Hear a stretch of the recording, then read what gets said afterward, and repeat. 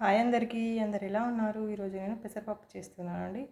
పెసరపప్పు కోసం ముందుగా పెసరపప్పును వాష్ చేసుకోవాలి. ఆ తర్వాత 2 గ్లాస్ వాటర్ వేసి స్టవ్ మీద పెట్టి ఉడికించుకుందాం.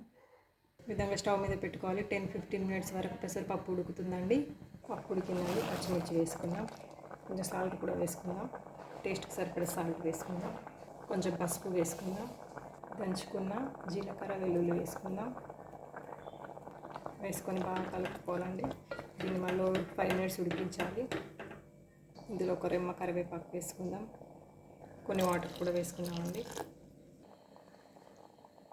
పప్పు ఉడికిందండి, పోపు పెట్టుకుందాం.